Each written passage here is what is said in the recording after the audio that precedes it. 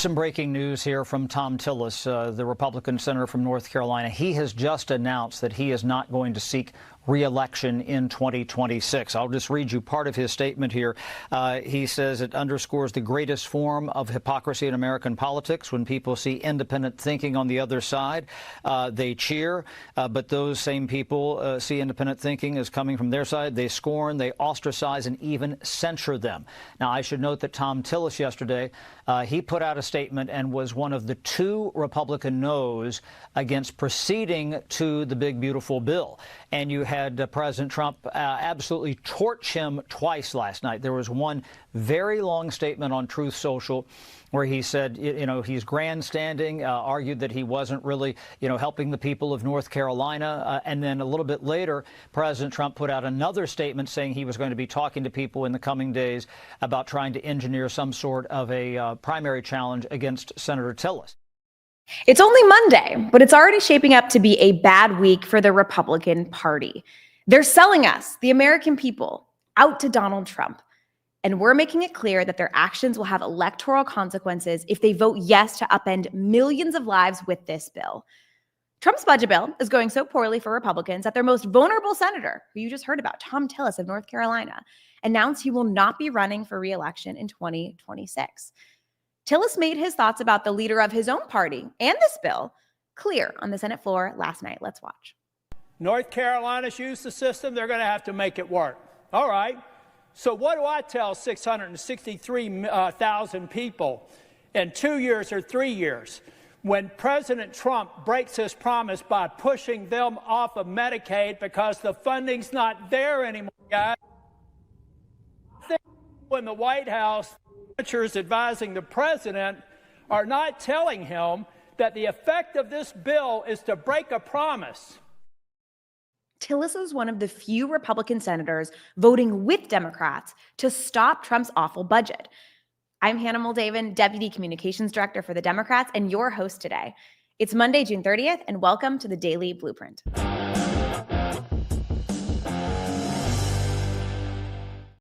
Today, we'll run through the latest on the truly abhorrent bill Republicans are currently trying to ram through the Senate, which will take away Medicaid, ACA coverage, and food assistance for millions of Americans. So if you know people who still are not convinced that the budget bill would be catastrophic for our country, despite all the warnings, all of the headlines, the press conferences, and the protests, they should see Senator Tillis's announcement as the biggest sign so far. This bill is bad news. In the past few weeks, we've walked you through the specifics of how Trump's budget bill will kick millions off their health insurance and food assistance programs, and how it will be the largest transfer of wealth from the working and middle class to the ultra-wealthy in American history. Under this bill, 16 million Americans will be kicked off their health insurance. Electricity bills will go up by hundreds of dollars. Millions of manufacturing and construction jobs could disappear. And while millionaires and billionaires will get over $1 trillion in tax giveaways, working families are paying for it with the biggest ever cuts to Medicaid and food assistance for families, kids, and veterans. There have been a few Senate Republicans brave enough to speak out against Trump's disastrous budget, Thom Tillis being one of them. Others who have spoken out are still voting for it anyway. You can't make this up. Here's Senator Lisa Murkowski of Alaska talking about her concerns about this bill last week. I've been pretty clear that when it comes to Medicaid, those cuts that would harm Alaskan beneficiaries, that's not something that I can take home, right? And Josh Hawley, the senator from Missouri, was originally concerned about the bill's impacts on rural hospitals. Let's listen to him addressing reporters the other week. This is not at all. I've talked to our leadership constantly about this. And I was told we've got a fix on the provider tax issue. We're going to help rural hospitals. There's nothing in here for rural hospitals. But then the other shoe dropped. Both of these senators caved and delivered yes votes that allowed the bill to clear a key hurdle over the weekend and bringing it one step closer to passage. Republican Senator Rand Paul has also been calling on Trump's budget for skyrocketing the deficit. Here he is on the Senate floor. Which brings us back to maybe we have to judge the effects of the big, not so beautiful bill by looking at what happens to the debt next year. Supporters of the bill admit it adds $270 billion to the debt next year.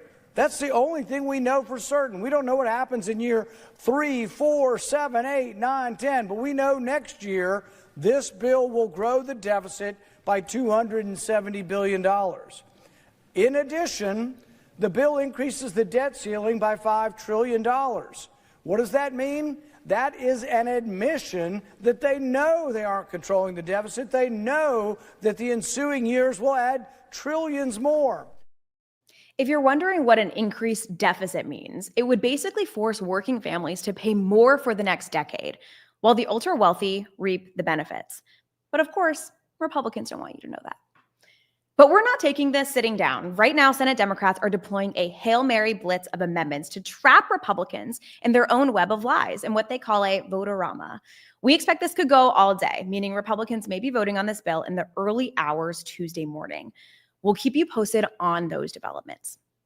And over the weekend, in a marathon effort to delay the vote on this budget bill, Senate Democrats had the entire bill read aloud, a total of 16 hours reading the 1,000-page bill cover to cover, which is hard in general, but then consider how awful this bill is, and it must have been brutal.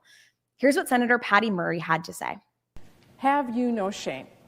If you think you can look the American people in the face and tell them we have to bring down the debt after passing what might be the most expensive bill in history, if you think you can do that and then be taken seriously, well, you know what? If you believe that, maybe you are foolish enough to think that 0 and $1 trillion are the same. She's right. This bill doesn't add up, and everyone needs to know the lies and the scams hiding in plain sight.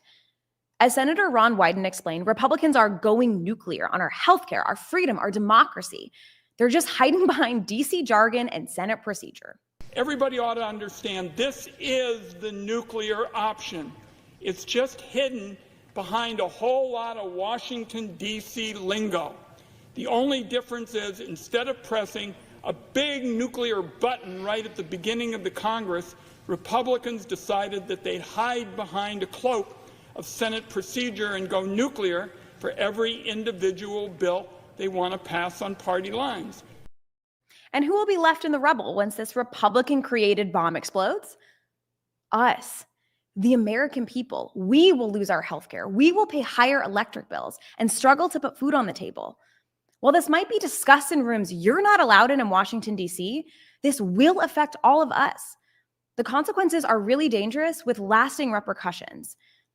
And while Senate Democrats use the amendments process to try to protect millions of Americans from devastating effects of this bill, some Republicans are using them to make things worse. It's truly insane. Senator Rick Scott of Florida has introduced an amendment that would kick even more people off their health insurance, more people that already exist. So taking the estimated amount of Medicaid cuts from $930 billion currently in the bill to $1.24 trillion.